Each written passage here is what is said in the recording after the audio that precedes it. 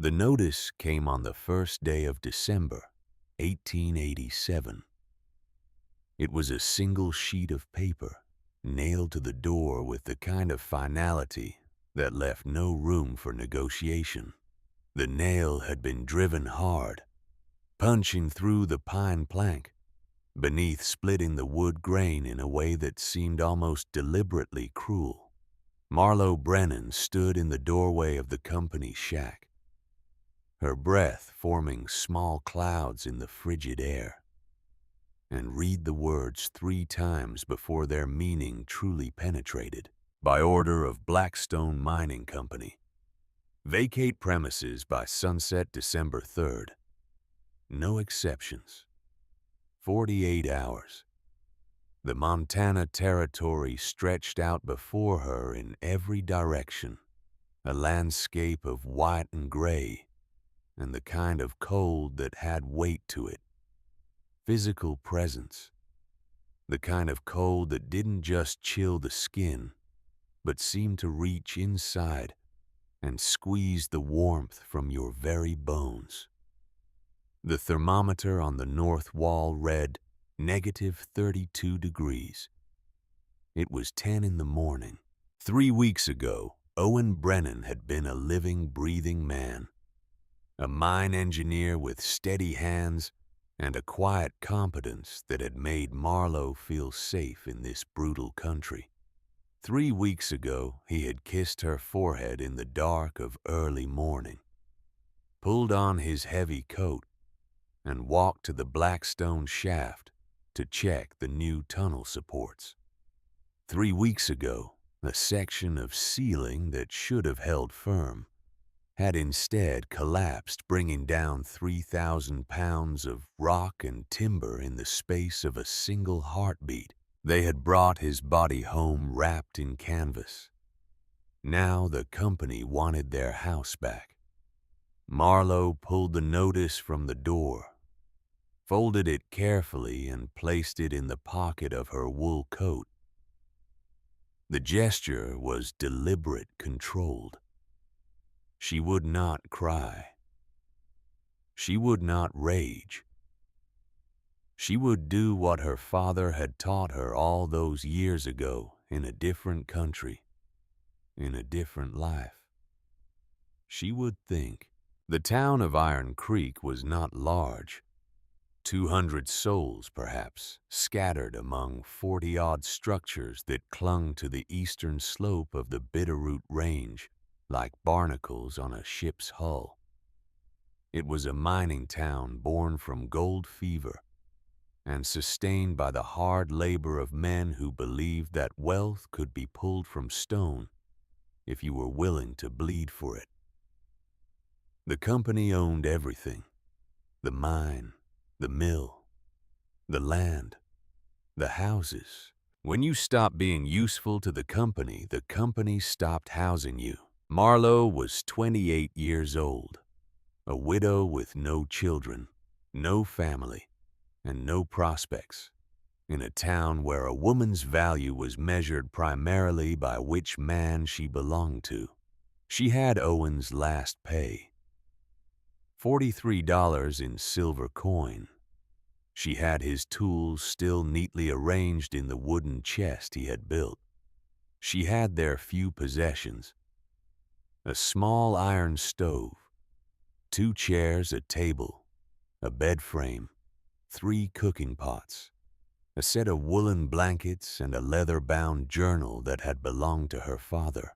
And she had knowledge, the kind of knowledge that most people in Iron Creek would have called worthless. Old-world knowledge. European superstition dressed up in fancy words. But it was the kind of knowledge that had kept her father alive through winters that had killed harder men. And it was the kind of knowledge that was now circling in her mind like a hawk over a field looking for the opportunity to strike. She walked through the shack one more time, cataloging. The walls were pine logs 8 inches thick at their widest point, chinked with mud and moss. Well built by frontier standards, Jacob Cordell's work like most of the structures in town. Cordell was the master builder, the sawmill owner, the man who understood wood the way other men understood horses or cards or scripture. His cabins were considered the finest in the territory. Marlowe placed her hand flat against the interior wall. It was cold to the touch, not frozen but cold, despite the small fire burning in the stove. Despite the fact that she had been feeding that stove steadily since dawn, the wood was warm where the stove's radiance touched it directly. But 6 inches away, the surface temperature dropped to barely above freezing. The heat was being stolen, conducted away through the logs, radiated into the infinite cold of the Montana winter, lost to the void. Her father's voice came to her then clear, as if he were standing in the room. A wall that cannot hold heat is not a wall, Leibchen. It is merely an expensive way to feel less cold. She closed her eyes and let the memory come. Germany. The Black Forest. 1871. She had been 12 years old. Heinrich Brennan had been a forester, but not the kind who simply cut trees and counted board feet. He was a master of the old tradition, trained in methods that stretch back centuries, when the forests of Europe were not just resources, but living systems that had to be understood, respected, and carefully managed. He knew trees the way a physician knows the human body. He could read the landscape like a book, seeing in the arrangement of growth rings and the pattern of branches a story of drought and plenty of fire and flood, of the slow, patient struggle of life against entropy. That winter had been particularly brutal. Marlowe remembered it as a season of white and gray, of ice forming on the inside of windows, of breath that froze in the air and fell to the ground like snow. The village where they lived had been preparing for famine. The crops had failed. The livestock were dying, and the people were burning through their firewood at an alarming rate, heating their homes with an increasingly desperate fury that seemed to make no difference against the relentless cold. Her father had taken her into the forest on a day when the temperature had dropped so low that the trees themselves were cracking, splitting open with sounds like gunfire as the sap inside them froze and expanded. He had brought a small mallet and a coil of rope, and he had led her to a massive oak tree that stood alone in a clearing, its branches bare and stark against the pale sky. "Watch," he had said. He had struck the tree with the mallet. Not hard, just a firm tap against the bark. The sound that came back was wrong. Not the solid thunk of healthy wood, but a deep resonant boom. A hollow sound. The sound of an empty space. "The heart is gone," Heinrich had explained, running his thick fingers over the bark. "Fungus ate it away decades ago. The loggers call this rot. Worthless, but they are fools." He had shown her the signs, the shelf-like growths on the north side of the trunk, the fruiting bodies of the fungus that had consumed the tree's center, the way the bark had grown in strange swirling patterns around the base, compensating for the internal decay. The small opening no wider than a man's fist hidden among the roots. "The tree lives," he had said. "The cambium layer, the sapwood. These are what carry water and nutrients. The heartwood is structural, yes, But a tree can survive 100 years with a hollow core. And that hollow Liebchen, that hollow can save a man's life. He had cleared the opening, enlarging it enough for a person to squeeze through, and they had gone inside together. Marlowe remembered the shock of it, the way the world changed the moment they passed through that narrow entrance. Outside, the wind had been a living thing, a predator that tore at exposed skin and stole breath from lungs. Inside the tree, the wind dropped to nothing. The temperature rose, not to warmth, not to comfort, but to something bearable, something survivable. The cavity had been perhaps 6 feet across the walls, thick and fibrous. The ground covered in a soft bed of rotted wood pulp. Her father had explained it to her in terms she could understand. "The walls of our house are this thick," he had said, holding his hands a foot apart. "Maybe a little more. They are wood, yes, but thin wood. The cold moves through them like water through a sieve. But these walls," he had gestured to the massive curved interior of the tree, "these walls are 3 feet thick, maybe 4. The wood is dense, full of air pockets. The cold cannot move through it easily. It is trapped on the outside, and the warmth, when we bring warmth, it is trapped on the inside." He had built a small fire on a flat stone in the center of the cavity. The smoke had found its way out through cracks and fissures in the wood above natural chimneys that drew with surprising efficiency. And as they sat there, as the fire burned down to coals, Marlowe had felt the heat sinking into the wood around them, the walls themselves becoming warm, not hot, but warm, radiating back the heat they had absorbed, holding it, storing it like a battery stores electrical current. They had stayed in that tree for 2 days and nights, while the worst of the cold snap passed. Her father had used less than a dozen logs to keep them comfortable when their neighbors back in the village were burning through cords of wood in a desperate attempt to stay alive. "This is thermal mass," Heinrich had told her, his hand resting on the warm wood. "The English words do not capture it properly. It is not insulation alone, though the wood insulates. It is storage. A reservoir. You pour heat into it slowly, and it gives that heat back to you slowly. A thin wall, it cannot store heat. It can only try to block the cold, and it fails. But a thick wall, a wall with mass, it becomes a partner. It works with you, not against nature."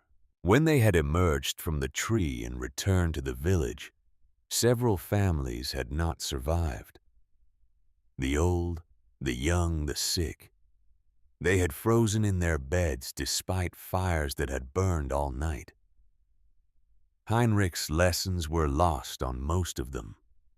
They saw his methods as strange, foreign, unnatural. But Marlowe had learned. She had written everything down in a journal, carefully recording her father's teachings. The mathematics of thermal mass, the principles of heat storage and release, the way to read a tree's structure from the outside, to know without cutting whether the core was sound or hollow. That journal had crossed the Atlantic with her when her family immigrated in 1878, fleeing the famines and economic collapse that were tearing through Central Europe. It had survived the journey west, the years of struggle, Owen's death. It was in her pocket now, along with the eviction notice. Marlowe opened her eyes and looked around the shack one more time. Jacob Cordell's finest work, 8-inch logs carefully notched chinked with precision. It would kill her in a week. She needed a tree. The second day of December broke cold and clear, the kind of crystalline morning where the air itself seemed to crack when you breathed it.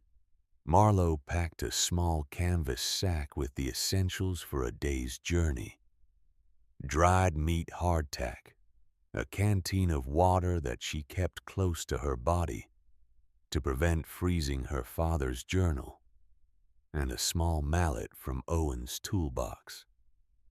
She told no one where she was going. The town was already awake, smoke rising from every chimney in thick, desperate columns. Wood smoke had a smell to it, and in Iron Creek it was the smell of survival.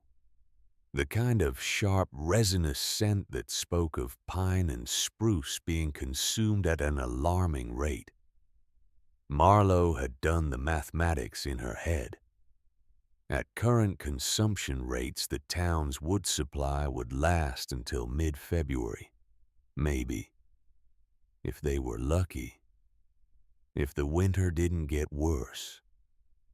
But Montana winters always got worse. She walked east away from the main cluster of buildings following the creek drainage toward Blackthorn Canyon. It was a route she had taken once before about a month ago, gathering kindling in an area where the deadfall was plentiful, and the company didn't mind if you took what you needed. She had seen the tree then, noticed it the way you notice something massive and out of place, something that doesn't quite fit the pattern of the landscape. The trek took 2 hours through snow that came up to her knees in places.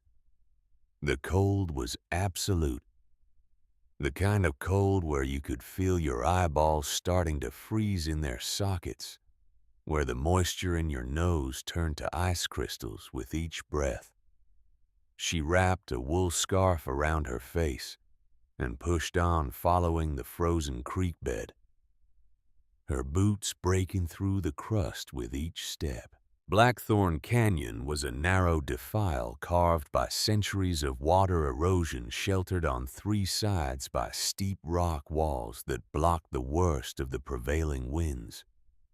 The trees here grew larger than in the exposed areas, protected from the constant battering of the wind, able to reach heights and girths that would have been impossible on the open slopes. And there at the far end of the canyon stood the cottonwood. It was massive, not in the way that a young tree is tall, but in the way that ancient things are massive. Its trunk was easily 16 feet in diameter at the base, the bark deeply furrowed and textured like the hide of some prehistoric creature. The lower branches didn't start until 30 feet up, and even those were thicker than a man's torso. It had probably been growing for 250 years, maybe more. It had been here before the town, before the mine, before the first white men had ever set foot in this valley. Marlowe circled it slowly, her practiced eye reading the signs. The bark on the north side showed the telltale shelf fungi bracket, shaped growths that indicated internal decay. Polypore mushrooms, the fruiting bodies of a rot that had been working its way through the heartwood for decades. The tree was hollow. She was certain of it even before she tested. She pulled the mallet from her pack and struck the trunk at chest height. The sound came back, deep and resonant, a boom that seemed to vibrate through her whole body. Not the solid thunk of healthy wood, but the unmistakable sound of a cavity, a void, an empty space large enough to echo. Her heart began to beat faster. She circled again, looking for an entrance. Natural openings were common in hollow trees. places where the internal rot had eaten through the outer shell, creating gaps large enough for animals, weather, or time to exploit. She found it on the leeward side, hidden behind a thick tangle of wild raspberry canes that had grown up and over the base of the tree. The canes were dead now, frozen brittle by the winter cold, but still dense enough to completely obscure what lay behind them. She pushed through carefully, the thorns catching at her coat, and there it was, a fissure in the bark, perhaps 18 inches wide, 2 feet tall. A dark opening that exhaled the scent of damp earth and ancient wood. Marlowe pulled out her father's journal and flipped to a page she had marked years ago. Heinrich's careful handwriting. German words mixed with English detailed measurements and calculations. For a woman of average build, minimum cavity, diameter 2.5 meters. Minimum height 3 meters. Wall thickness for adequate thermal mass, 0.8 meters minimum, 1 meter preferred. Ventilation, natural fissures acceptable if they draw properly. Avoid trees with active water damage or fungal growth on inner walls. She needed to go inside. Marlowe knelt down, pulled a small oil lamp from her pack, lit it with a sulfur match and squeezed through the opening. The darkness swallowed her. Then, as her eyes adjusted to the lamp's glow, the space revealed itself. It was larger than she had dared hope. The cavity was roughly circular, perhaps 10 feet in diameter, stretching upward into shadow that her lamp couldn't fully penetrate. She held the light high and estimated at least 12 feet of vertical space, possibly more. The walls were thick, fibrous, covered in the soft, punky texture of wood in various stages of decay. The ground beneath her boots was spongy, a deep bed of rotted wood pulp and organic matter that had been accumulating for decades. She placed her hand on the wall. It was damp, but not wet. Cool, but not frozen. The temperature inside was noticeably warmer than outside. Not by much, maybe 10 degrees, but enough to matter. Enough to make the difference between survivable and lethal. The air smelled of earth and wood and something else. Something old. The smell of deep time, of processes that worked on scales longer than human lifetimes. This tree had stood through wars and plagues and the rise and fall of nations. It had been here when Lewis and Clark passed through this territory. It had been here when the first trappers came seeking beaver pelts. It had watched the world change around it with the patient indifference of something that measures time in centuries. And now, it would save her life.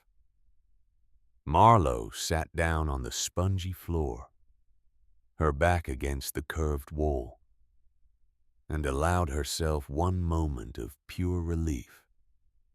One moment where the crushing weight of her situation lifted just enough to breathe. She had a tree. When Marlowe emerged from the cottonwood an hour later, she found Jacob Cordell waiting for her. He was sitting on a fallen log about 30 yards from the tree, his massive frame somehow making the log look small. He was dressed in heavy furs, a wide-brimmed hat pulled low against the cold, and he was smoking a pipe with the kind of patient deliberation that suggested he had been there for some time. "Mrs. Brennan," he said, his voice carrying easily across the frozen air. Marlowe's hand tightened on the lamp. "Mr. Cordell. That's an interesting choice of scenery for a winter walk." She said nothing. simply stood there, her body between him and the tree entrance, protective.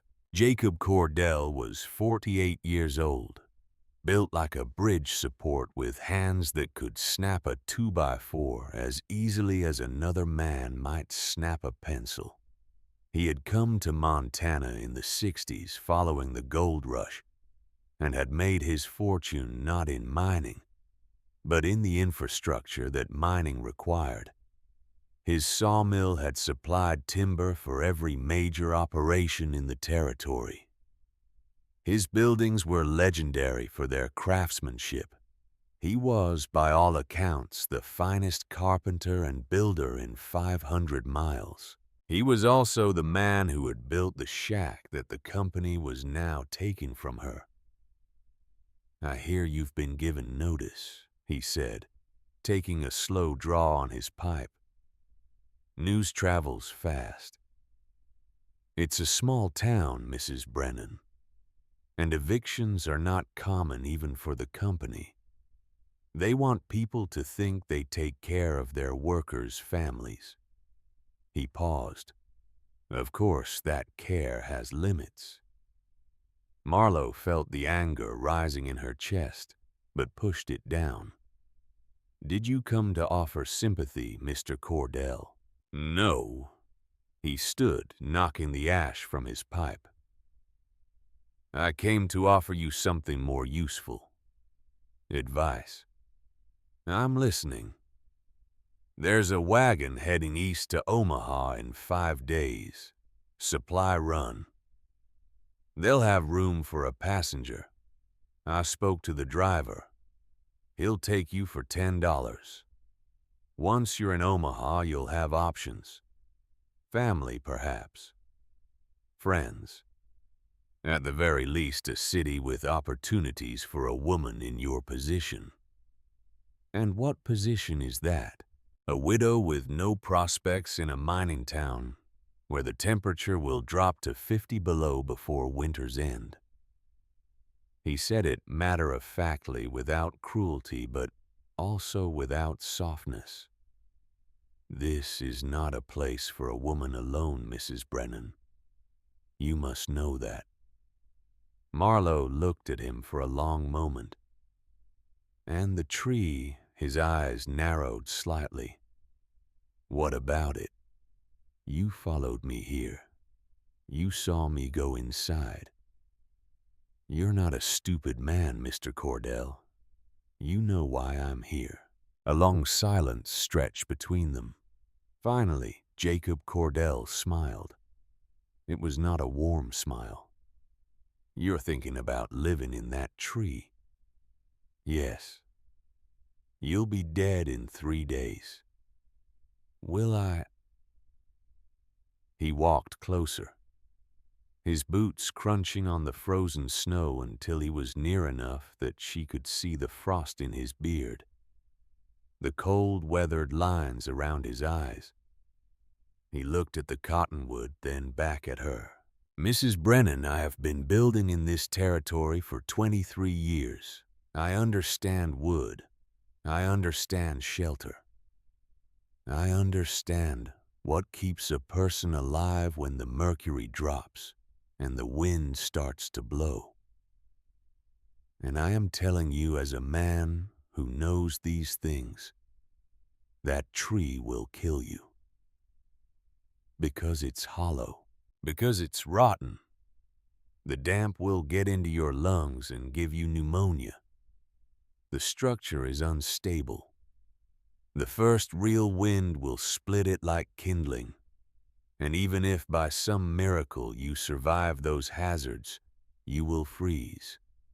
There is no heat source, no insulation, no protection. It is a tomb waiting to close around you." Marlowe met his gaze steadily. "What if you're wrong?" Something flickered across his face. Surprise, maybe, or annoyance. "I'm not wrong, but what if you are? What if there are principles of shelter that you don't understand? What if the thickness of the walls matters more than you think? What if thermal mass is more important than your fireplaces and your chinked logs? Thermal mass. He repeated as if testing the words. Where did you learn that term? My father. And what did your father build, Mrs. Brennan? What great structures did he create? None. He understood trees, not buildings. But he understood heat. And he understood survival. Jacob Cordell shook his head slowly. I'm offering you a way out. A safe passage to a place where you might have a future. And you're choosing this. He gestured at the tree with something close to contempt. Marlowe felt the words rising in her throat.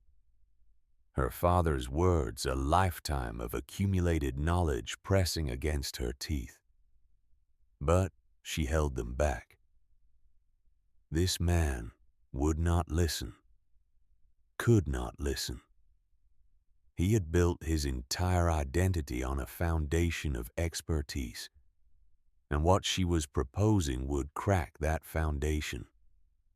Instead, she said simply, Thank you for your concern, Mr. Cordell, but I'm staying. He studied her for a long moment, his expression unreadable. Then he nodded once. Very well. But understand this, Mrs. Brennan. When you sicken, when you freeze, when this folly of yours collapses around you, it will be the town that has to risk men to come for your body. You are making yourself a liability, and this town has no patience for liabilities. He turned and began walking back toward Iron Creek, his large frame moving with surprising grace through the deep snow. When he was about 50 yards away, he called back without turning around. Prove me wrong, Mrs. Brennan. I dare you. The 3rd of December. Sunset was at 4:37.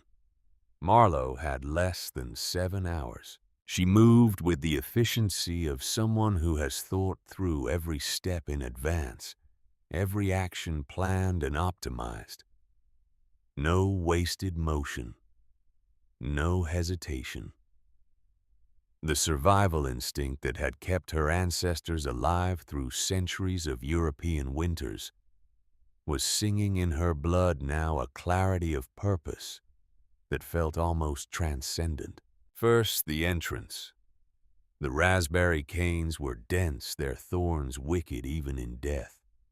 She used Owen's hatchet to clear them, the sharp cracks of breaking wood echoing across the canyon.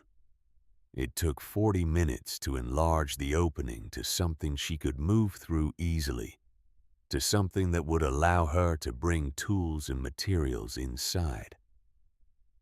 By 9 in the morning, she was working inside the cavity. The first task was excavation. The floor was covered in 8 inches of damp, spongy wood pulp, the accumulated decay of decades. It would need to come out. Standing water, moisture, dampness of any kind would be deadly.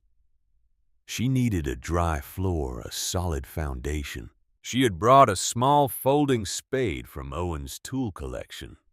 It was designed for prospecting, for digging test holes in creek beds.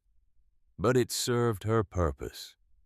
She began to dig, scooping the wet, rotted material into the canvas sack she had brought, hauling it outside, dumping it, returning for more. The work was brutal. Within an hour, her arms were shaking. Within 2 hours, her back was screaming. But she kept moving, kept digging, driven by the knowledge that when the sun went down, she would either have shelter or she would die. As she dug deeper, the material became less wet. 6 inches down, it was merely damp. 8 inches down, she hit something solid. Roots.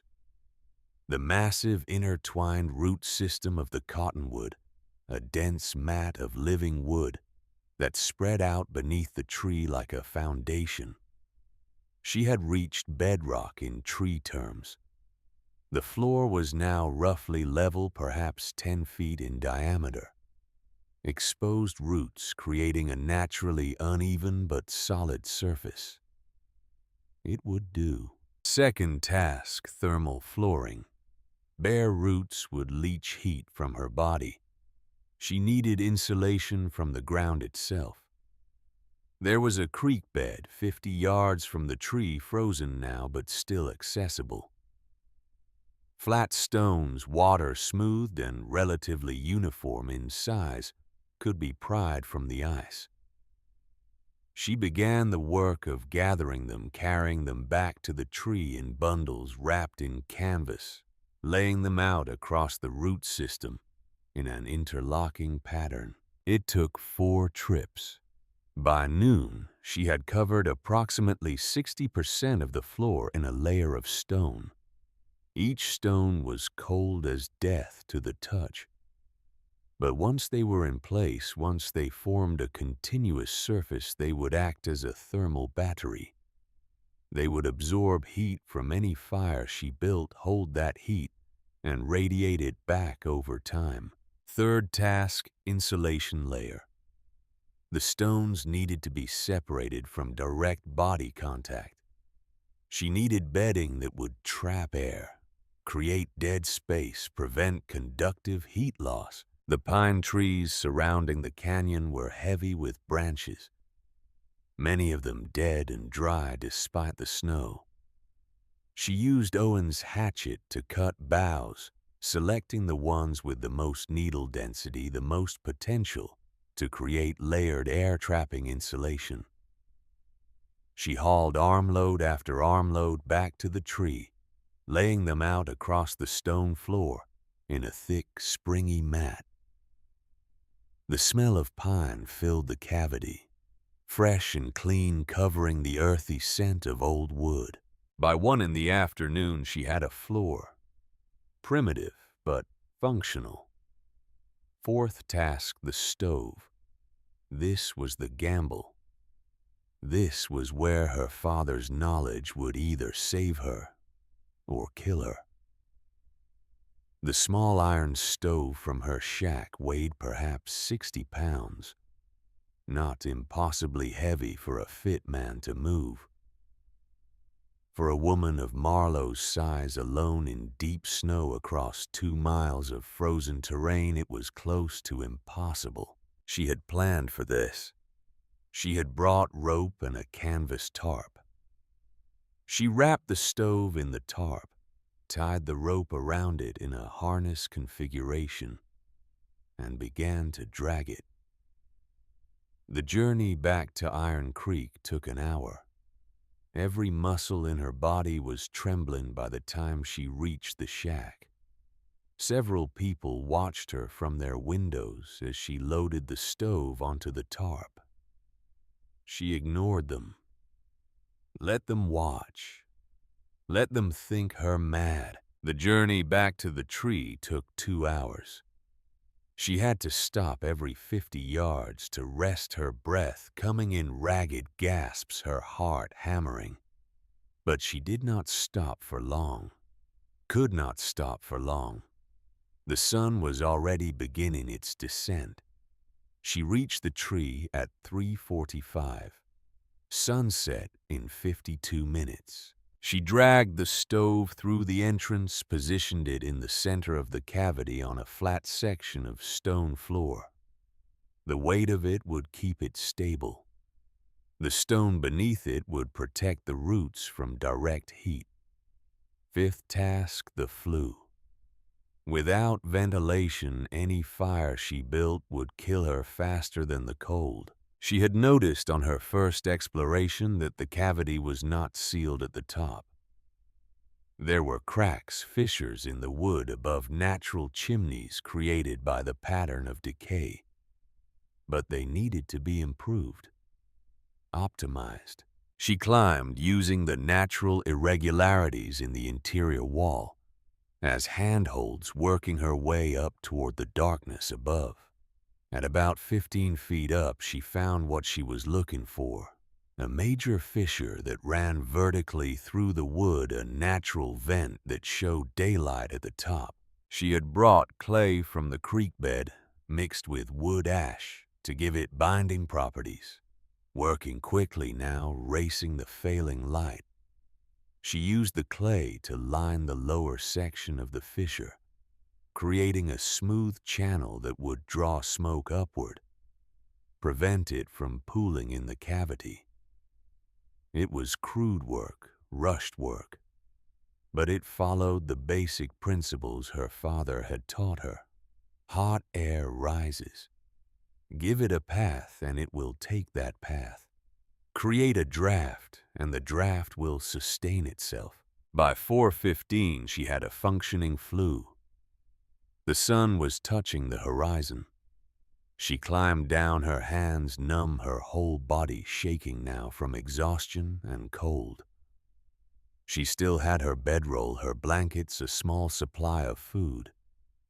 She had carried them from the shack in earlier trips. They were piled near the entrance. She pulled them inside, arranged them on the pine boughs, created a small nest of fabric and wool. 4:25. She had kindling. Dry pine bark shavings from Owen's woodworking projects, a handful of fat wood she had gathered. She had a sulfur match. She built the fire carefully, precisely in the center of the stove. A small teepee of kindling surrounded by slightly larger pieces, the whole structure designed to catch and spread flame efficiently. One match. That was all she could afford. If it failed, if the wood was too damp, if the draft didn't draw, she would have to try again in darkness, with frozen fingers, with consciousness fading. She struck the match. The sulfur flared yellow. She touched it to the fat wood. The fire caught. Small flames licked upward. Found the kindling, began to spread. Smoke rose from the stove, climbed toward the fissure she had prepared, hesitated for a moment as if uncertain, then was pulled upward by the natural convection. The draft was working. She fed the fire carefully, adding larger pieces as the smaller ones caught, building the heat slowly. The stove began to tick and ping as the metal expanded. Warmth radiated outward. Marlowe sat down on her bedroll and watched the light of the fire dance against the curved interior walls of the tree. Outside, the sun dropped below the horizon. Inside, she was warm. She had done it. The first night was a revelation. As the fire burned, as the iron stove radiated heat into the small cavity, Marlowe could feel the space itself beginning to change. The walls around her, those massive 3-foot thick walls of fibrous cottonwood, were absorbing the warmth. Not quickly, not dramatically, but steadily, patiently, like a stone left in the sun. She placed her hand against the wood nearest the stove. After an hour, it was no longer cool. After 2 hours, it was warm to the touch. Not hot, but genuinely warm. The heat was soaking into the cellular structure of the wood, being stored in the mass of the tree itself. This was what her father had tried to explain to the villagers in Germany. This was what they had not understood. A thin wall has no memory. Heat passes through it, and when the heat stops, the wall returns immediately to the temperature of the surrounding air. But a thick wall, a wall with mass, accumulates heat, stores it, becomes a reservoir of thermal energy that continues to radiate long after the fire has died. By midnight, Marlowe let the fire burn down to coals. She was experimenting now, testing the system. How long would the heat last? How much would the temperature drop? She watched the thermometer she had hung on the wall. As the fire dimmed, the temperature did drop, but slowly. So slowly. From 65 degrees at midnight to 60 degrees at 2 in the morning. From 60 to 55 by 4. At dawn, when she woke, the interior of the tree was still 48 degrees. Outside, the thermometer she had placed near the entrance read -38. 86 degrees of difference. And she had used exactly 3 logs of firewood. In her old cabin with Jacob Cordell's excellent construction, she would have burned 20 logs to maintain half that temperature differential. The mathematics were undeniable. Over the next week, Marlowe refined her shelter with the precision of an engineer and the instinct of an artist. She discovered that the clay lining on the interior walls made an enormous difference. Clay has high thermal mass and good conductivity. It absorbed heat from the air and conducted it into the thick wood behind it, charging the thermal battery faster. She spent 2 full days gathering clay from the creek bed, mixing it with wood ash and waters, and plastering the interior walls to a thickness of about 2 inches. The work was meditative, repetitive. Her hands learned the texture of the clay, the way it smoothed and bonded, the way it created a second skin over the ancient wood. She worked section by section, starting near the stove and moving outward in a spiral pattern until the entire visible surface of the cavity was covered in a smooth earthen coating. When the clay dried, she built a larger fire than usual and observed what happened. The clay warmed quickly, and that warmth penetrated deep into the wood behind it.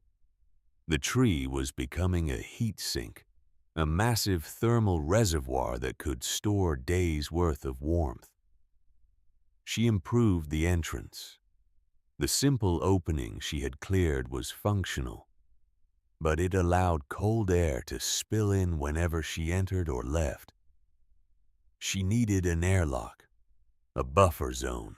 She wove a door from willow branches she cut from the creek, creating a flexible mat that could be pulled aside from the inside. Then, she built a second barrier just outside the entrance using packed sod and snow, creating a small vestibule that trapped cold air before it could reach the main cavity. The difference was immediate. Heat loss through the entrance dropped by more than half. She carved niches into the soft interior wood at various heights, creating natural shelves for storing food tools and supplies. The punky wood cut easily with a knife, and the niches added both functionality and visual interest to what was becoming less a survival shelter and more a dwelling. She experimented with fire management. She learned that 3 medium-sized logs burned slowly with careful damping of the stove's air intake would keep the interior comfortable for 16 hours. She learned that the thermal mass needed to be charged slowly, that dumping large amounts of heat into the system quickly was wasteful. Better to maintain a small, steady fire that allowed the walls to absorb heat at a sustainable rate. She kept detailed notes in her father's journal. Temperature readings, wood consumption, observations about draft and ventilation. The data was compelling, irrefutable. She was living comfortably in -40-degree weather while using less than a quarter of the firewood that the town's cabins required. On the 7th day, December 10th, she made a fateful decision. She would invite witnesses. She walked back to Iron Creek in the early afternoon, her face wind-burned but healthy, her eyes clear. People stared as she passed. There had been rumors, of course, sightings of smoke from Blackthorn Canyon, speculation about whether the widow Brennan had actually survived. Some had thought she was dead. Others had assumed she would come crawling back, begging for shelter, proving Jacob Cordell right. Instead, she looked stronger than she had before the eviction. She found Cordell at his sawmill, overseeing a crew that was cutting pine logs into dimensional lumber. He saw her approaching and stopped what he was doing, his expression carefully neutral. "Mrs. Brennan."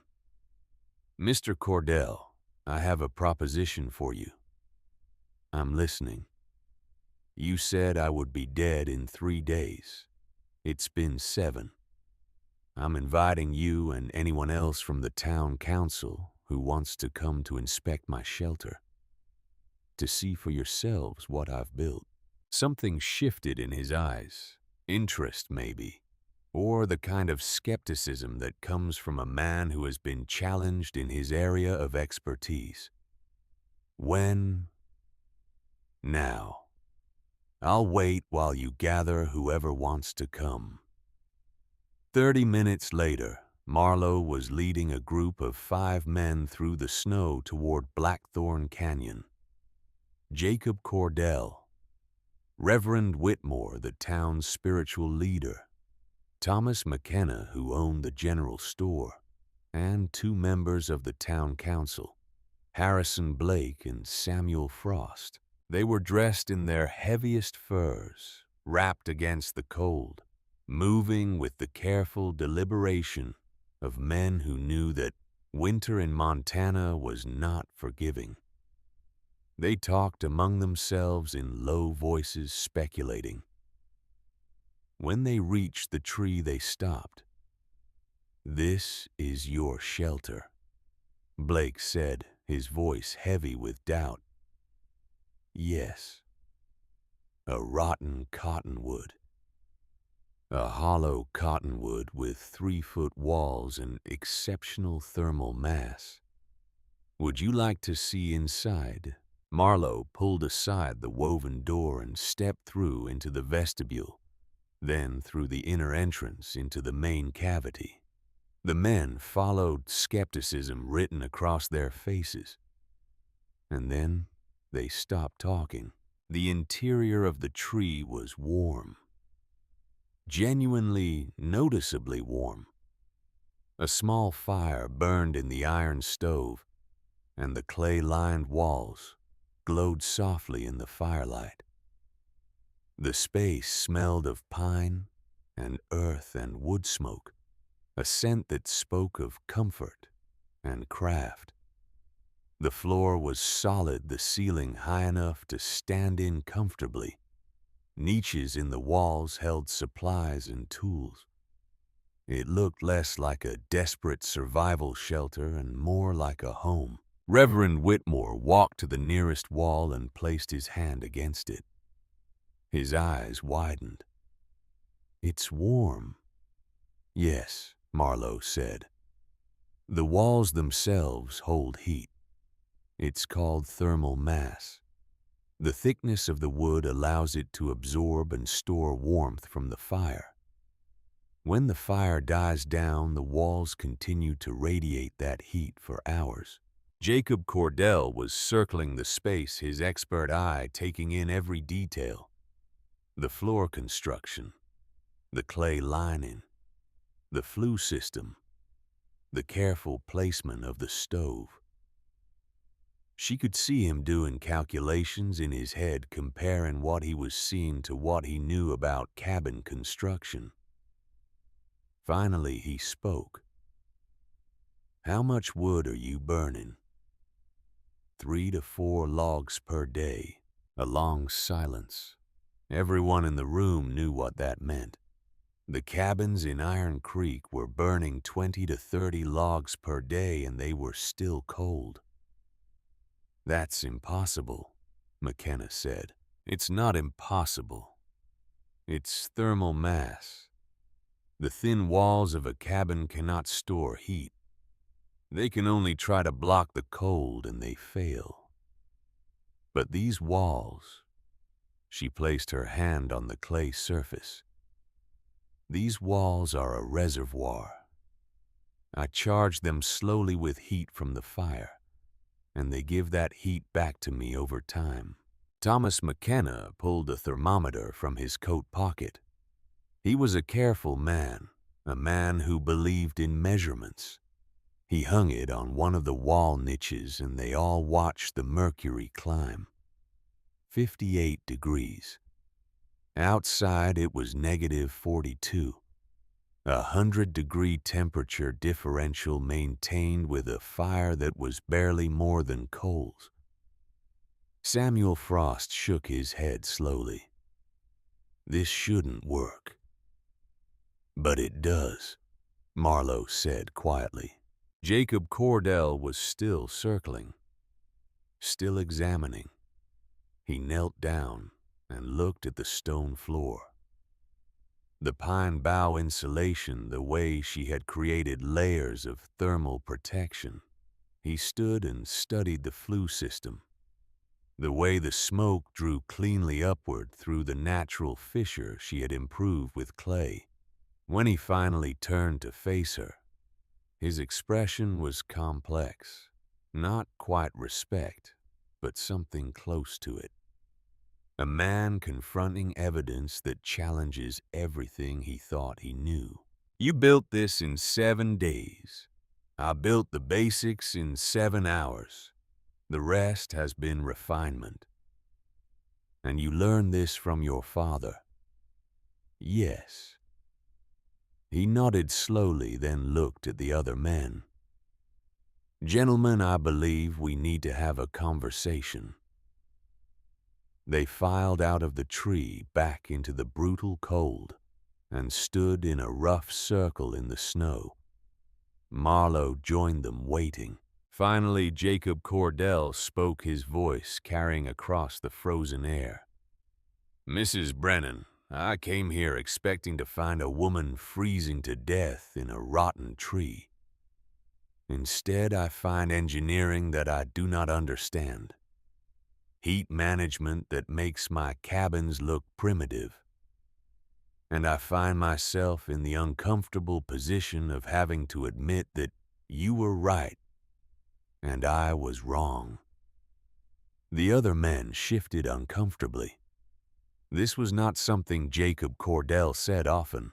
"However," he continued, "being right about this particular shelter does not change the fundamental problem. You are a woman alone in a country that will kill you the moment you make a mistake. This tree may work now, but what about when the real storms come? What about the blizzards? What about when the temperature drops to 50 below and stays there for a week?" Marlowe met his gaze steadily. "Then I will survive them the same way I'm surviving now. With knowledge, with preparation, with an understanding of principles that you have not yet learned." "Principles I have not yet learned," he repeated, and there was something dangerous in his voice now. Not anger, but pride. Wounded pride. "Yes. You're saying that I, a man who has built in this territory for over 2 decades, do not understand shelter as well as you do." "I'm saying that you understand one kind of shelter, fighting the cold with barriers and fires. My father taught me a different approach, working with the cold, using mass and time and the properties of materials to create systems that are more efficient than anything you've ever built." The silence that followed was profound. Finally, Harrison Blake cleared his throat. "Mrs. Brennan, regardless of the merits of your shelter, you must understand the position the town is in. We cannot have our able-bodied men risking their lives to rescue you when this folly fails. And it will fail. Perhaps not today, perhaps not this week, but eventually, nature will win. It always does." "Nature isn't winning here," Marlowe said quietly. "I'm not fighting nature. I'm understanding it. There's a difference." Reverend Whitmore stepped forward, his weathered face kind but firm. "My dear woman, I admire your spirit. But pride is a sin, and this tree is pride made manifest. You are tempting fate, and when fate answers, it will be the community that suffers the consequences." Marlowe looked at each of them in turn. These men who had decided her fate without consulting her. These experts who could not see past their own expertise. She took a breath and made her final statement. "Gentlemen, I am not asking for your approval. I am not asking for your help. I am simply informing you that I will be here in this tree surviving your winter. And when spring comes, when you have burned through every log in your stockpiles, and I have barely touched mine, perhaps then you will be ready to learn." Jacob Cordell stared at her for a long moment, his jaw tight, his massive hands clenched at his sides. Then very deliberately he smiled. It was not a warm smile. It was the smile of a man accepting a challenge. "Very well, Mrs. Brennan. We will see. But understand this. When the storms come, and they will come, I will not send men to dig your frozen corpse from that tree. You have chosen your path. Live with it, or die with it." He turned and began walking back toward Iron Creek, the other men following.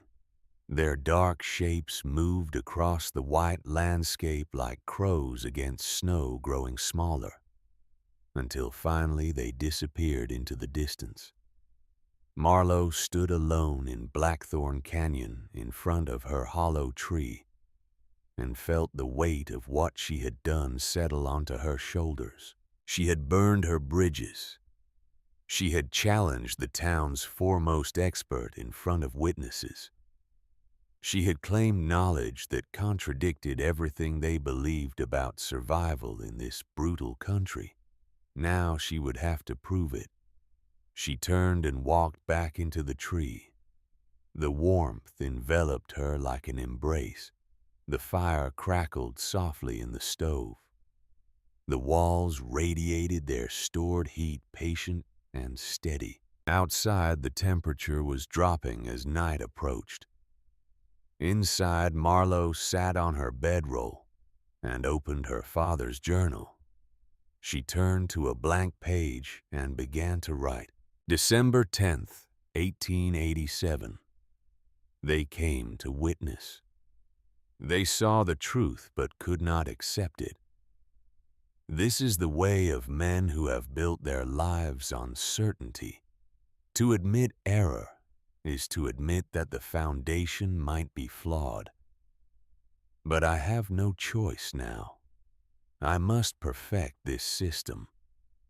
I must prove beyond any doubt that the old knowledge, the forgotten principles are not superstition but science. The real test is coming.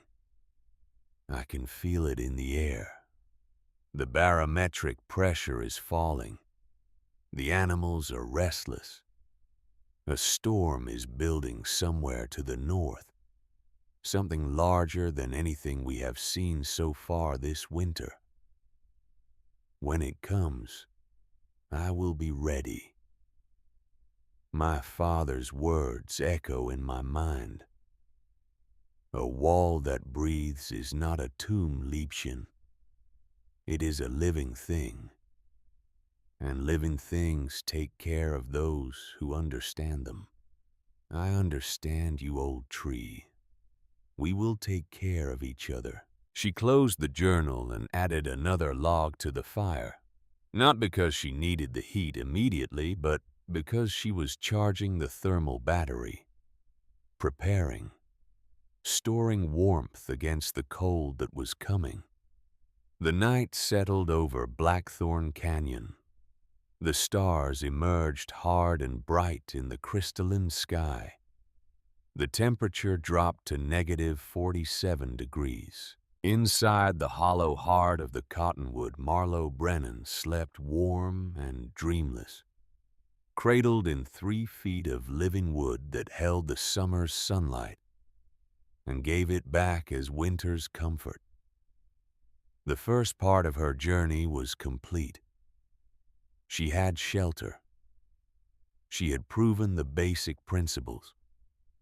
But the real test, the trial that would either validate everything she believed or kill her in the attempt, was still to come. The blizzard was building, and it was coming for Iron Creek with the force of biblical judgment. The cold descended in mid-December like a predator that had been circling, waiting for the right moment to strike. It was not the gradual descent of temperature that the settlers of Iron Creek had learned to expect. It was a sudden, vicious drop that seemed to suck the warmth from the very air itself. On the morning of December 15th, the thermometer outside Marlowe's tree read -12 degrees. By evening, it had fallen to -38. By midnight, -45, and there it stayed. For 16 days, the temperature did not rise above -40. The sun, when it appeared at all, was a pale disk that provided light but no warmth. The sky turned a hard, crystalline blue that hurt to look at. The snow stopped falling because the air was too cold to hold moisture. Instead, ice crystals formed directly from the water vapor, creating a fine, glittering dust that hung suspended in the stillness. The town of Iron Creek began to burn. Not literally, though. There were those who later said it might have been kinder if it had. No, Iron Creek burned through its carefully hoarded wood supply with the desperate fury of people who understood that the alternative to burning was freezing.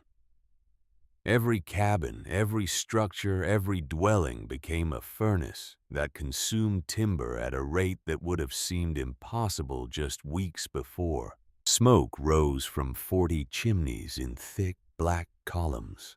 The smell of it hung over the town like a pall.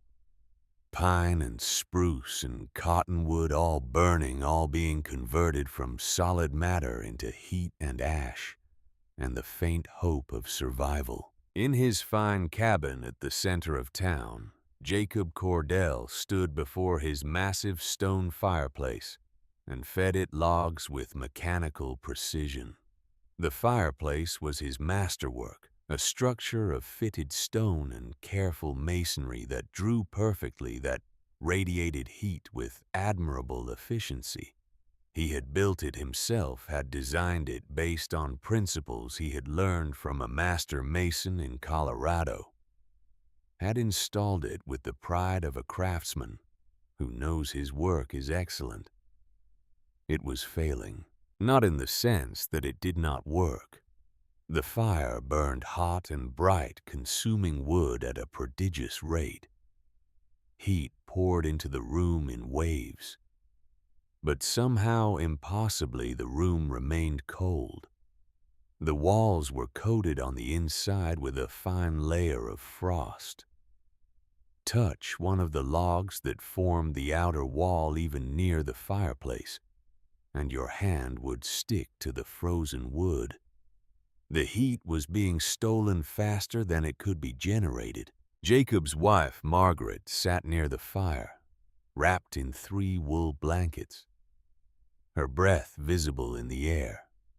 Despite the flames leaping just 6 feet away, their oldest son, Silas, was in the barn, tending to the livestock that were dying despite every effort to keep them warm. The cabin was burning through 35 logs a day. At that rate, their winter supply would be exhausted by the end of January, and it was only mid-December. Jacob added another log to the fire and tried not to think about the widow Brennan in her hollow tree. 2 miles away in Blackthorn Canyon, Marlowe sat at her small writing desk, a shelf she had carved into the wall of the cottonwood at a comfortable height, and recorded data in her father's journal. December 16th, 1887. Exterior temperature negative 44 degrees Fahrenheit. Interior temperature positive 64 degrees Fahrenheit. Fire maintained at low burn damper 3/4 closed. Wood consumption 3 logs in 24-hour period. Thermal mass fully charged. Wall surface temperature at 3 feet from stove 61 degrees. Wall surface temperature at maximum distance from stove 57 degrees. Variation 4 degrees across entire living space. She paused, flexed her fingers, and continued writing. Her handwriting was neat, precise. The careful script of someone who understands that data is worthless if it cannot be read. Notable observations: the extreme exterior cold appears to have minimal impact on interior temperature once thermal mass is fully saturated. The 3-foot walls provide sufficient insulation that heat loss rate remains constant regardless of external conditions. This suggests a threshold effect. Below a certain wall thickness, heat loss increases linearly with temperature differential. Above that thickness, the relationship becomes logarithmic. Hypothesis: a cabin with 12-inch walls experiences 4 times the heat loss of a cavity with 36-inch walls, but requires 12 times the fuel to maintain comparable interior temperature. The relationship is not linear because the thin walls cannot store heat. They can only conduct it away. She set down her pen and looked around the interior of her home. The clay-lined walls glowed softly in the lamplight, warm to the touch wherever she placed her hand. The air was still comfortable with none of the drafts that plagued even the best-built cabins. The temperature was so stable that she had stopped stoking the fire every few hours. Now she added a single log every 8 hours, maintaining a small steady burn that kept the thermal battery topped up. She was using less than 4 logs a day. The cabin owners in Iron Creek were using 10 times that amount and freezing anyway. The mathematics were undeniable. But mathematics had never been enough to change minds. What changed minds was crisis. And the crisis was coming. On the 19th of December, a figure appeared in the entrance to Marlowe's tree. She looked up from the soup she was preparing, her hand moving instinctively to the hunting knife Owen had left her, then relaxed when she recognized the face. Silas Cordell, Jacob's oldest son. 19 years old, tall and lean with his father's broad shoulders, but not yet his father's bulk. He stood in the vestibule snow covering his coat, his face red from the cold, looking uncertain. "Mr. Cordell," Marlowe said evenly, "this is unexpected. Mrs. Brennan." He pulled off his hat, clutching it in both hands. I apologize for the intrusion. I know my father said we should leave you alone. And yet, here you are. Yes, ma'am.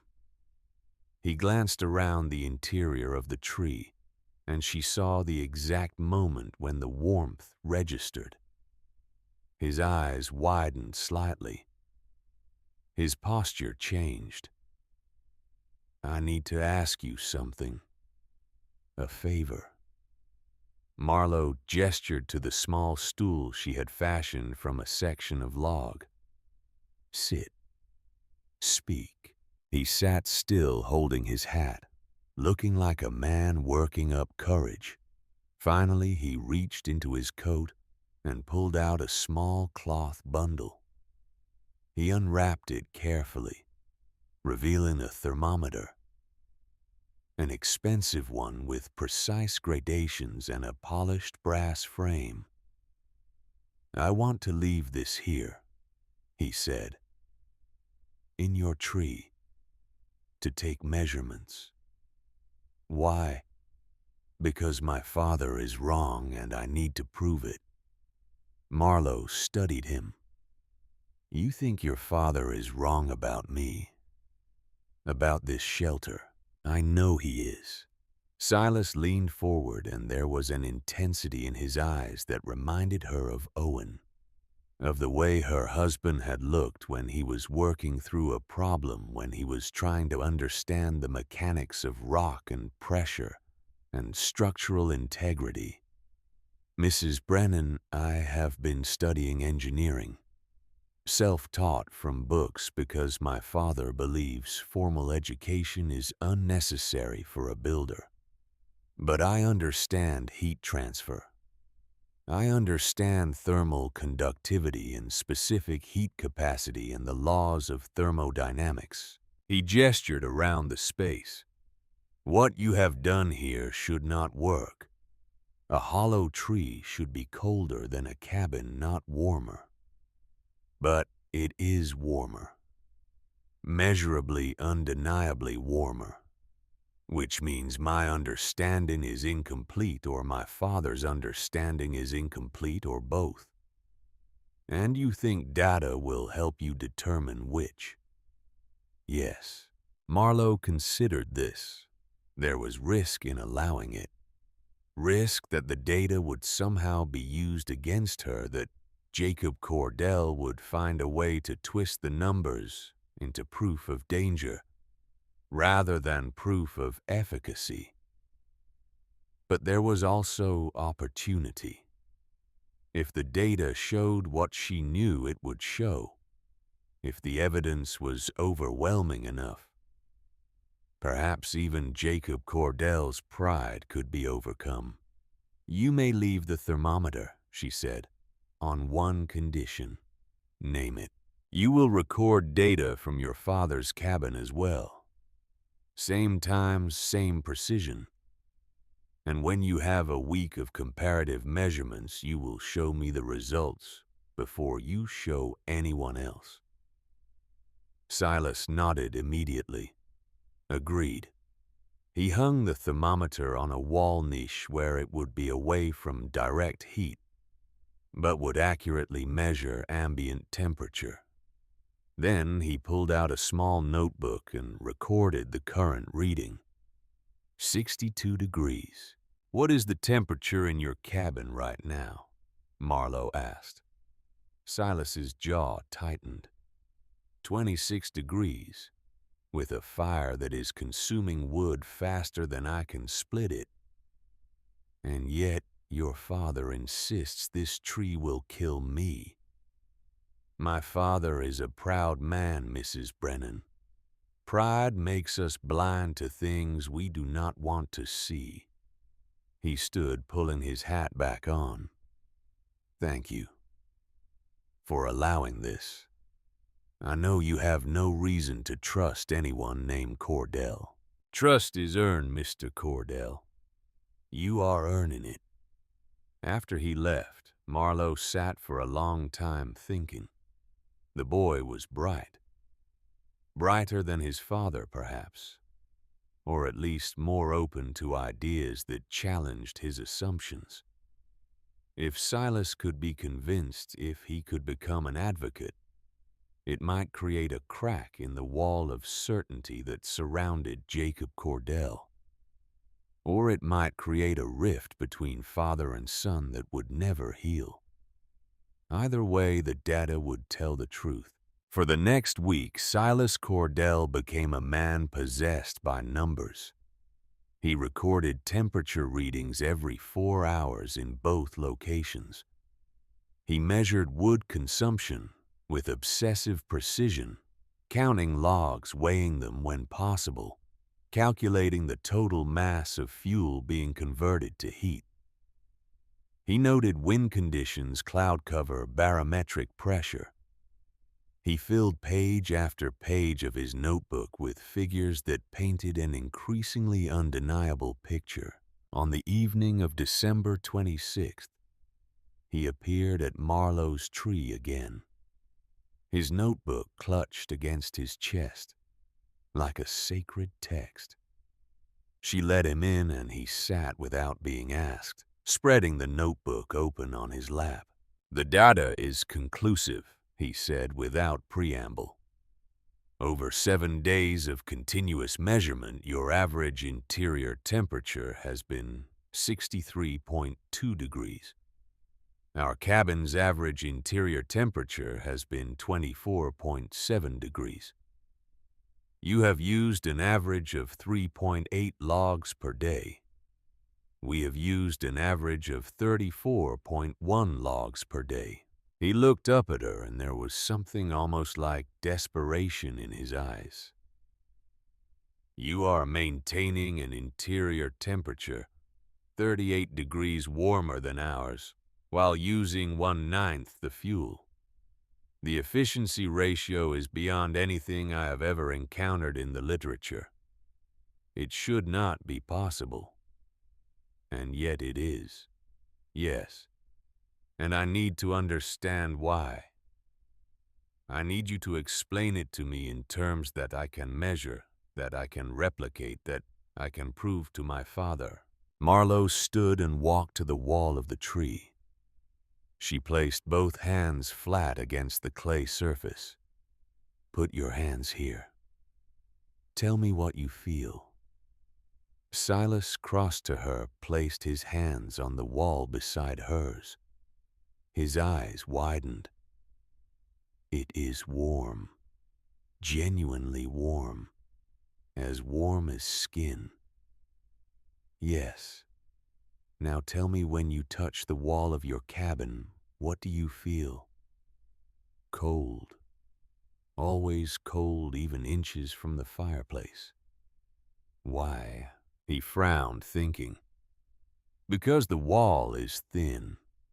Heat conducts through it rapidly. The exterior surface is at ambient temperature, -40 or worse, and that cold conducts inward. We are fighting a losing battle. We pour heat in and it is stolen away faster than we can generate it." "Exactly. Your cabin is a sieve. You are pouring warmth into a container that cannot hold it." She tapped the wall. "This is not a sieve. This is a cistern. The thickness of these walls means that heat cannot conduct through them quickly. It takes hours, even days, for warmth to migrate from the interior surface to the exterior surface. And during that migration, the heat is absorbed into the mass of the wood itself." She pulled him to the stove, gestured to the small fire burning there.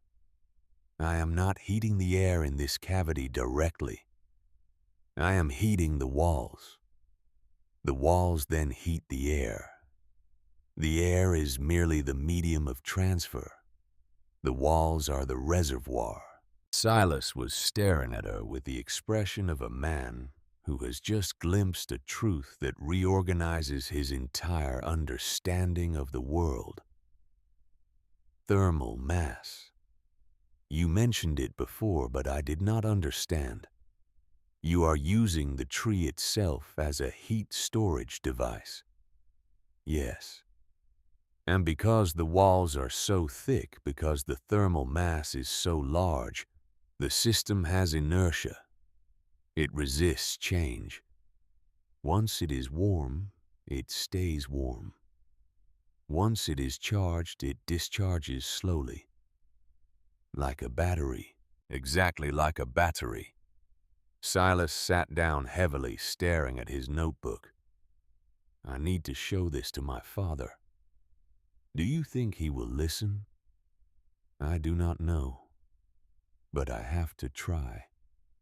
The confrontation happened the next morning in the Cordell cabin while the family was gathered for breakfast.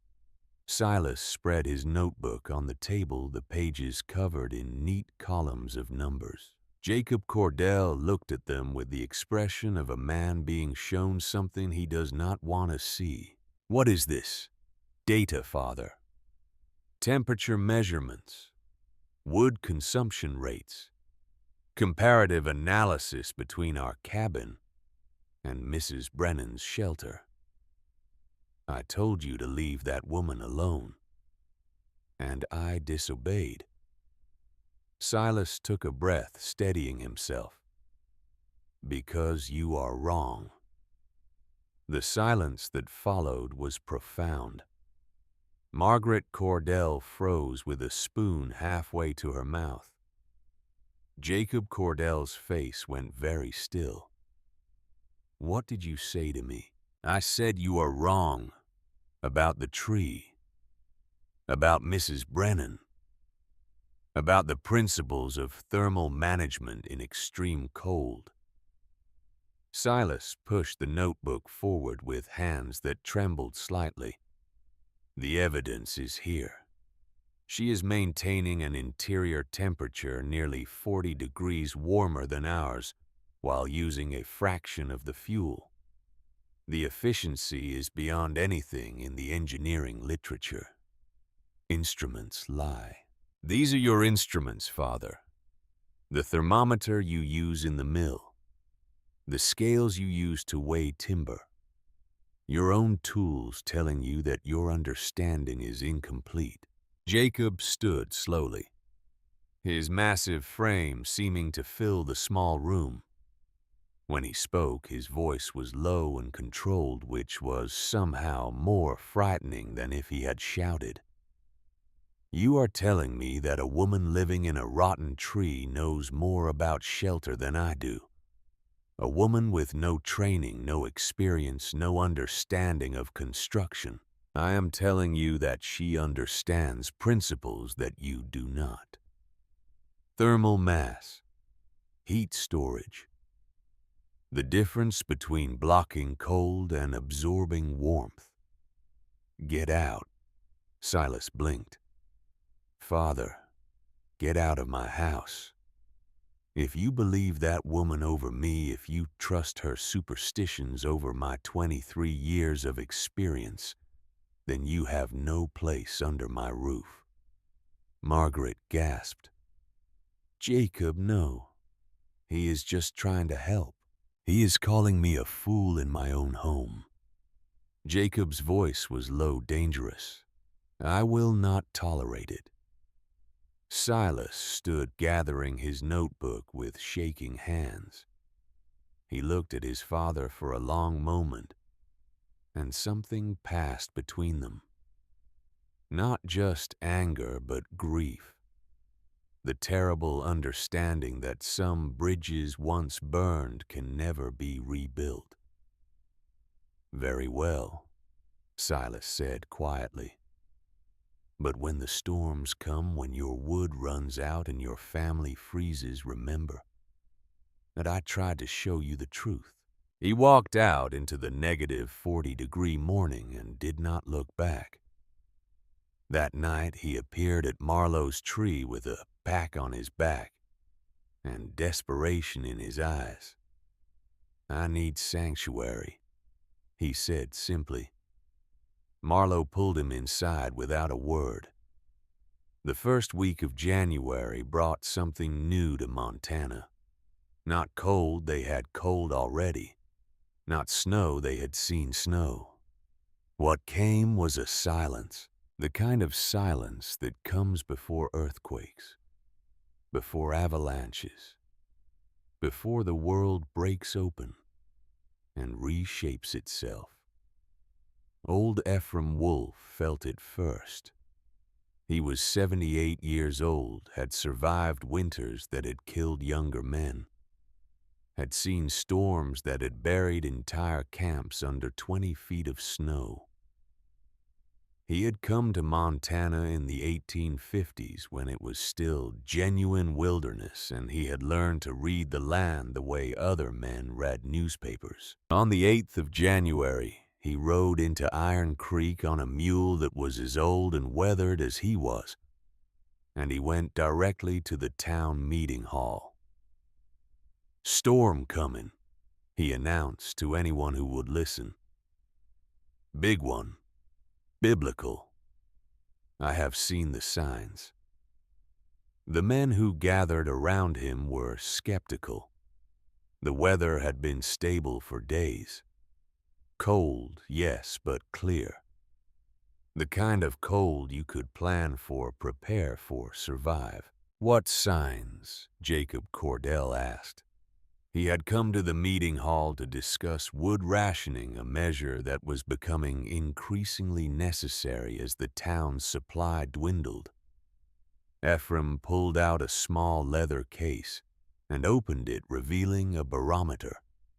An antique thing, brass and glass, probably worth more than everything else the old man owned combined. The mercury level was visible through the glass. "This," Ephraim said, "been falling for 3 days. Not fast, but steady. And this morning it dropped like a stone. I have never seen it fall so fast, not in 50 years of watching." Jacob looked at the instrument. Barometric pressure was not something he paid much attention to, but he knew the basics. Falling pressure meant a storm system moving in. Rapidly falling pressure meant a strong storm. "How strong?" Thomas McKenna asked. "Stronger than anything you have seen," Ephraim said flatly. "This is the kind of storm that old-timers talk about. The kind that becomes legend. It will hit sudden, and it will hit hard, and anyone caught out in it will die. I came to warn you. Prepare like your lives depend on it, because they do." The town meeting that followed was tense and fractious. Some believed Ephraim. Others thought he was an old man seeing shadows. Jacob Cordell listened to the arguments and made a decision based on his experience and his understanding of risk management. "We will harvest emergency firewood," he announced. "Every able-bodied man will spend the next 3 days cutting and hauling. We will double our stockpiles. If the storm comes, we will be ready. If it does not, we will have surplus for the rest of winter. Either way, we prepare." The motion passed. The town mobilized. On the 10th of January, the temperature rose. It was the first time in 3 weeks that the thermometer had climbed above zero, and the people of Iron Creek took it as a good sign. See, they told each other, the worst is past. The old man was wrong. We have survived the deep cold, and now comes the thaw. But Ephraim Wolf, watching his barometer, shook his head. "Temperature rises before a blizzard," he muttered to himself. "Storm is drawing warm air north, feeding itself. This is the calm." Marlowe felt it too. She had seen enough European winters to recognize the pattern. The unnatural warmth, The stillness, the way the birds had gone silent, the way the small animals had disappeared into their burrows and dens. She spent the day reinforcing her shelter. She packed snow around the exterior base of the tree, creating an insulating berm. She checked her flue system, making sure there were no blockages, no ice formations that might impede the draw. She brought in extra firewood, stacking it in the vestibule where it would stay dry. She filled every container she had with water, knowing that once the storm hit, leaving the shelter would be impossible. Silas helped her, working with the focused intensity of a man who has chosen his side and knows there is no going back. He did not speak of his father, did not mention the family he had left behind. But Marlowe saw the way he paused sometimes, staring in the direction of Iron Creek, and she knew what he was thinking. "They will be fine," she said, quietly. "Your father is a competent man. He will keep them safe." "Will he?" Silas did not look at her. "He is burning through wood at an unsustainable rate. He refuses to adapt. Pride will kill him, Mrs. Brennan. Pride will kill them all. Then we will hope that pride is not stronger than the love of a father for his children." By the evening of January 11th, the temperature had risen to 15 degrees above zero, positively balmy by Montana standards. People in Iron Creek opened their doors, stepped outside without their heaviest furs, marveled at the warmth. At midnight, Ephraim Wolf's barometer hit a level he had never seen before. At 11 o'clock on the morning of January 12th, the world ended. It did not end with warning, did not end with the gradual onset of wind and snow that usually preceded a storm. It ended with a sudden, catastrophic shift that seemed to violate the laws of nature itself. The temperature dropped 60 degrees in 3 hours, from 15 above to 45 below. A plunge so rapid that it created thermal shock that froze moisture in the air into glittering crystals that hung suspended like a fog. The wind hit like a physical blow, going from calm to 75 miles per hour in the space of a single breath. Visibility dropped to zero. Not because of falling snow, though, that came too, but because the wind was picking up existing snow from the ground and hurling it horizontally with the force of buckshot. The air became a white chaos, a howling void where direction lost meaning, where the distinction between earth and sky disappeared. This was the schoolchildren's blizzard, the storm that would kill hundreds across the plains, the storm that would become legend. In Iron Creek, people ran for their homes.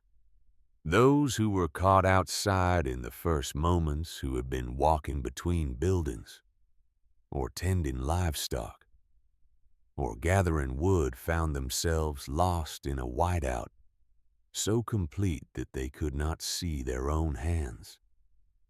Some made it to shelter by following walls, by feeling their way along fence posts and rails. Others wandered into the open and were never seen alive again.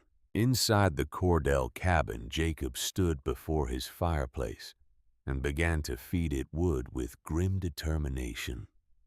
The wind was finding every crack in his chinking, every tiny gap in his construction. Snow dust was seeping in, covering the floor in a fine white powder, despite the fire raging just feet away. Margaret sat near the hearth, wrapped in blankets.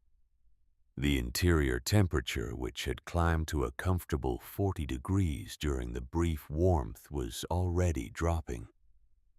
35 degrees, 30, 28.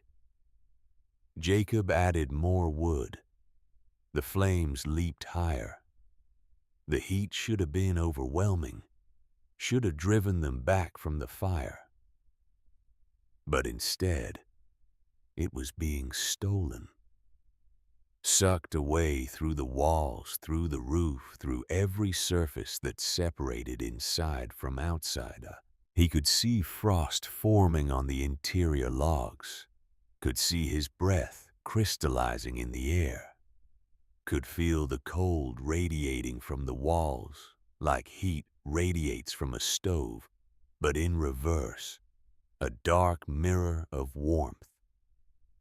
This was impossible. This could not be happening.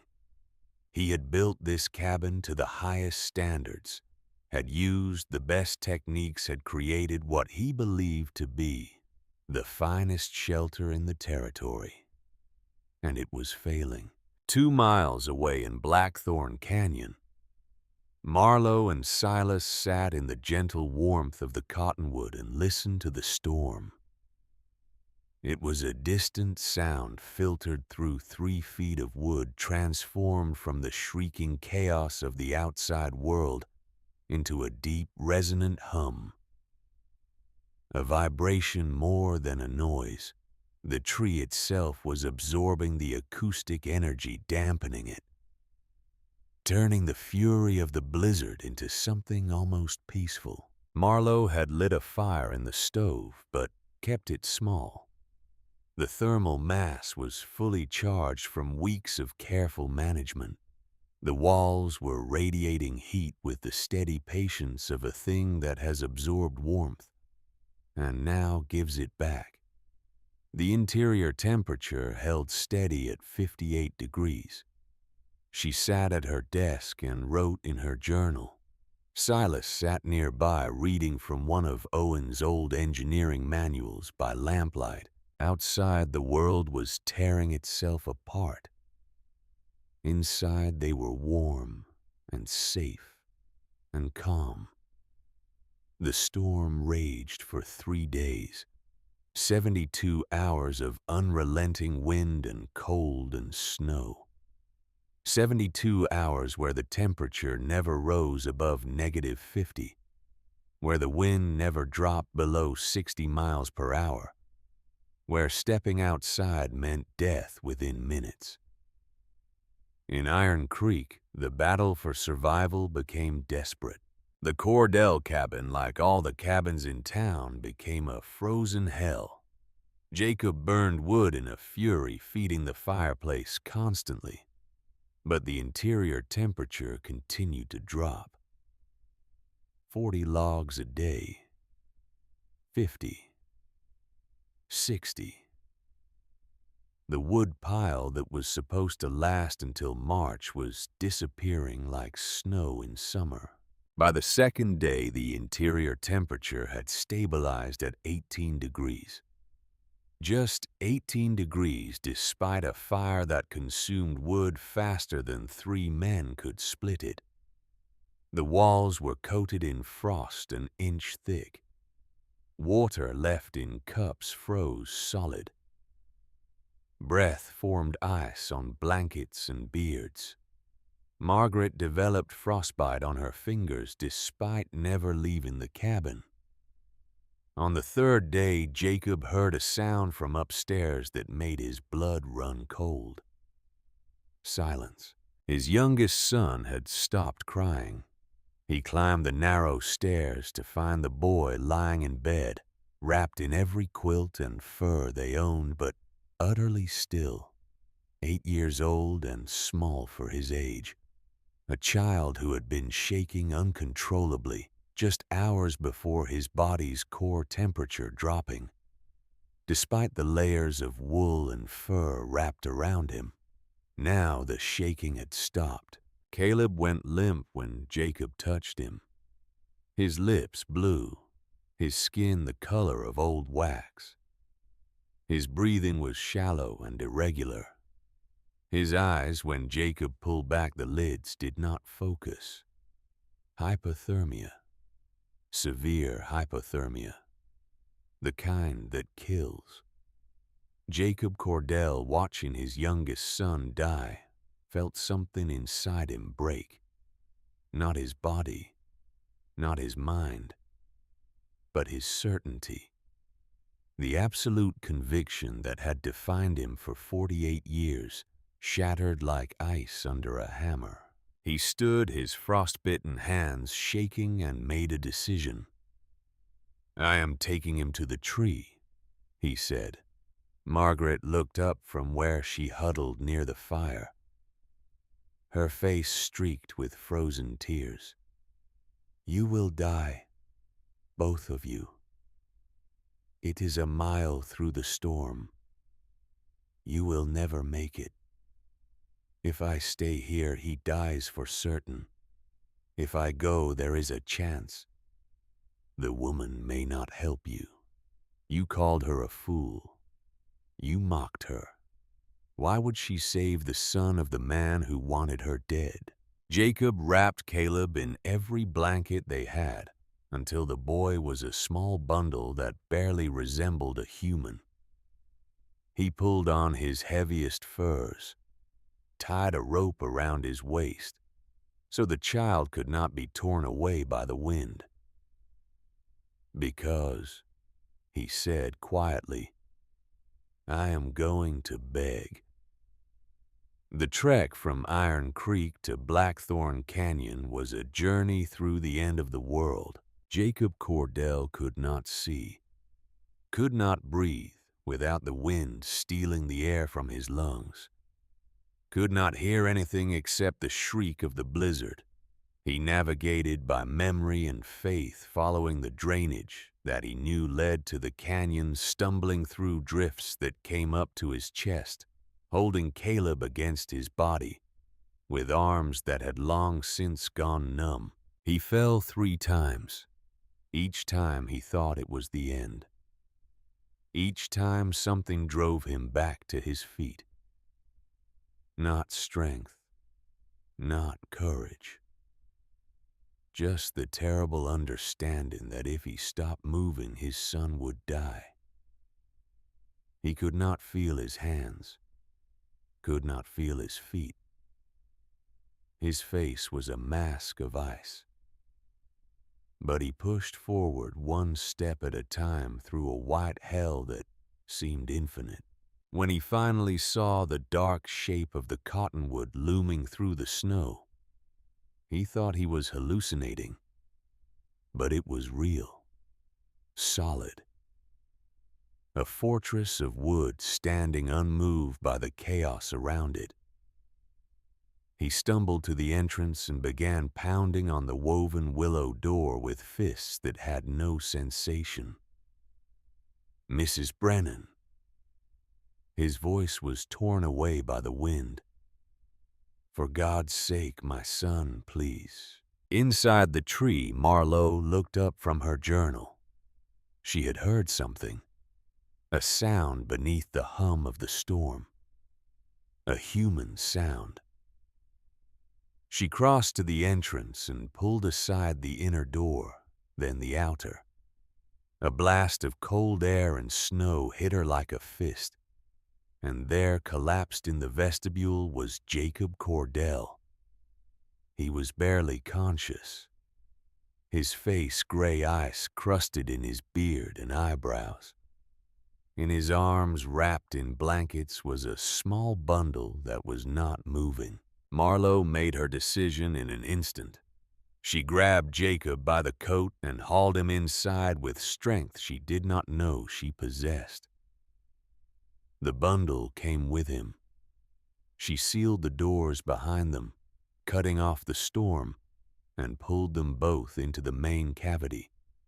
Jacob collapsed onto the floor, still clutching the bundle. "My son," he whispered. "Please, save my son." Marlowe unwrapped the blankets with quick, efficient movements. The child beneath was small pale, his lips blue-black. He was not breathing. She had seen this before, in Germany when her father had pulled a child from a frozen river. She knew what to do. She stripped the boy naked, ignoring the shocked gasp from Jacob. Wet clothing would kill him faster than cold. She wrapped him in her own warm blankets, the ones she had been sleeping in, the ones that held the heat of the tree.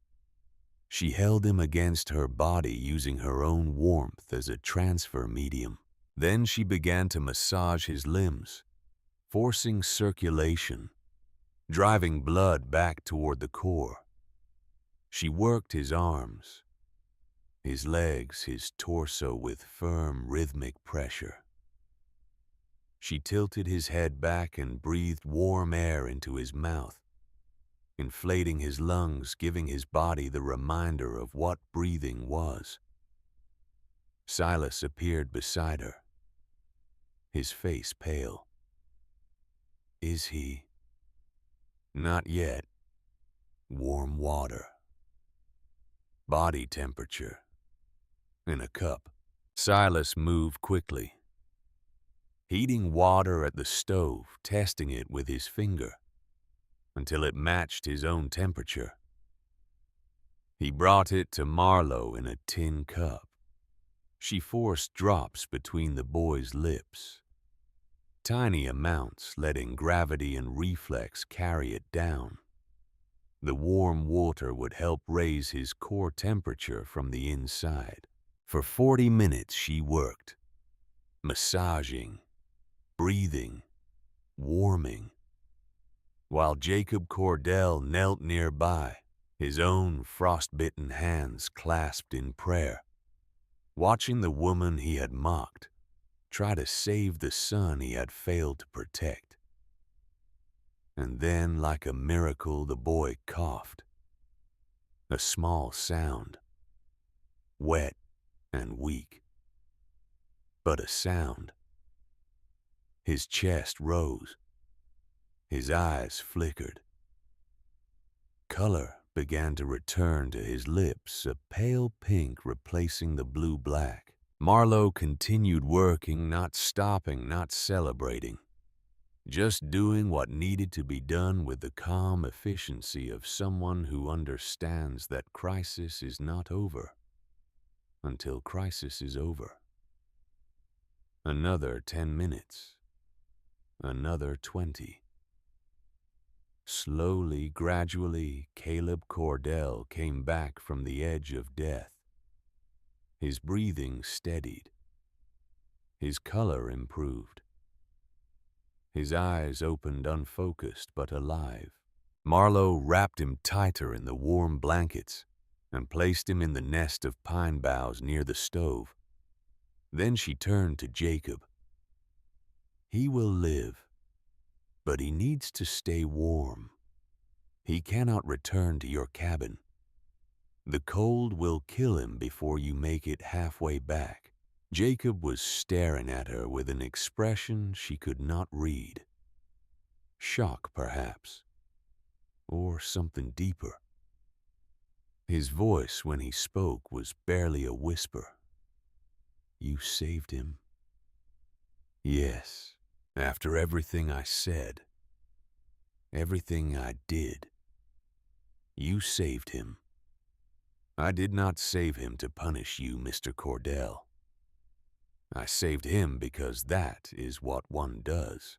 Jacob looked around the interior of the tree, at the warm clay walls, at the small fire burning steadily in the stove, at the comfortable space that had seemed impossible just weeks ago, at his son alive and sleeping peacefully in a warmth that his own cabin, for all its craftsmanship, could not provide. And then Jacob Cordell, master builder, expert in wood and shelter, a man who had built his identity on certainty and pride, did something he had not done since he was a child. He wept. great shuddering sobs that shook his massive frame.